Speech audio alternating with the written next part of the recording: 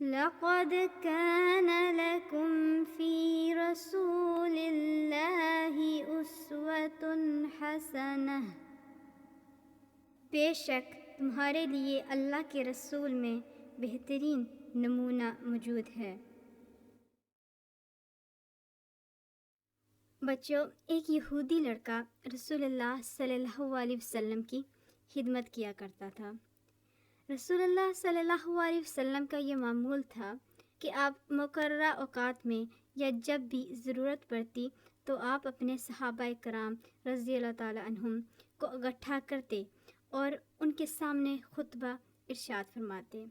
اس خطبے میں آپ صلی اللہ علیہ وسلم اپنے اصحاب کو دین اور دنیاوی معاملات میں نصیحت اور رہنمائی کرتے۔ یہ یہودی لڑکا بھی آپ صلی اللہ علیہ وسلم کے خطبوں اور وعظ و نصیحت کی مجالس میں شریک ہوتا تھا اور بڑی توجہ اور شوق سے آپ صلی اللہ علیہ وسلم کی گفتگو اور بلائی کی باتوں کو سنتا تھا۔ اسے اللہ تعالیٰ کے رسول سے خاص لگاؤ تھا اور اللہ کے رسول محمد صلی اللہ علیہ وسلم بھی اس پر خصوصی توجہ فرمایا کرتے تھے۔ پھر ایسا ہوا کہ مسلسل کہیں روز تک وہ یہودی لڑکا دیکھنے میں نہ آیا۔ آخر رسول اللہ صلی اللہ علیہ وسلم نے لوگوں سے اس کے بارے میں دریافت فرمایا تو معلوم ہوا کہ وہ لڑکا بیمار ہے، اس لیے اتنے دنوں سے غیر حاضر ہے۔ اس لڑکے کی بیماری کا سن کر اللہ کے رسول محمد صلی اللہ علیہ وسلم بہت غمگین ہوئے، آپ کو بہت دکھ ہوا۔ آپ صلی اللہ علیہ وسلم نے اس کے گھر کا پتہ معلوم کیا اور پھر اس کی بیمار پرسی کے لیے اس کے گھر تشریف لے گئے۔ اللہ کے رسول صلی اللہ علیہ وسلم نے دیکھا کہ وہ لڑکا واقعی بیمار ہے۔ اس یہودی لڑکے نے جب اللہ کے رسول محمد صلی اللہ علیہ وسلم کو دیکھا تو اشارے سے آپ کو سلام کیا۔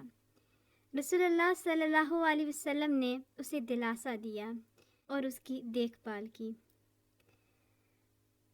اللہ کے رسول صلی اللہ علیہ وسلم نے جب یہ دیکھا کہ اس لڑکے کی حالت بہت خراب ہے تو آپ نے اسے پیار سے فرمایا، بیٹا اگر تم کلمہ پڑھ کر اسلام قبول کر لو تو مجھے بہت خوشی ہوگی۔ اس یہودی لڑکے نے جواب طلب نگاہوں سے اپنے باپ کی طرف دیکھا۔ اس کے یہودی باپ نے کہا، بیٹا یہ صاحب جو کچھ کہتے ہیں مان لو۔ اس پر لڑکے نے فوراً کلمہ پڑھ لیا اور مسلمان ہو گیا۔